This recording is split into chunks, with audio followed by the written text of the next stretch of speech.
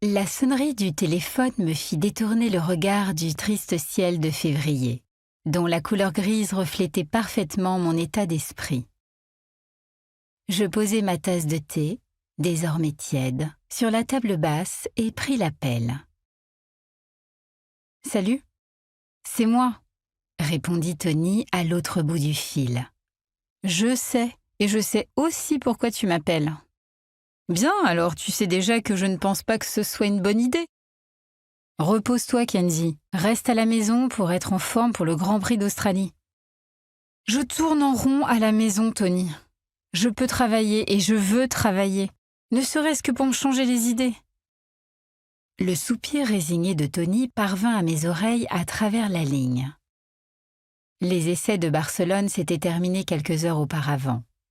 Les 10 équipes de la série Del Rey s'apprêtaient à rentrer chez elles pour évaluer minutieusement la semaine suivante les données collectées en masse sur les véhicules en Angleterre et en Italie, où se trouvaient les sièges de la plupart des équipes. Dans 2 semaines, nous nous rendrons sous le soleil d'Australie, où comme chaque année aura lieu le début de la saison de la série Del Rey. Pour moi, les essais de Barcelone se sont terminés brutalement dès le premier jour.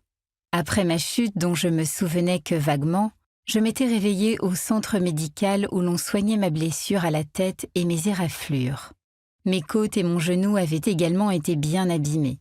C'est pourquoi on m'a administré un puissant analgésique. Un antidouleur absolument inapproprié pendant la grossesse, pour être précise. Riley avait répondu par la négative à la question des médecins de savoir si j'étais enceinte. Qui pouvait la blâmer?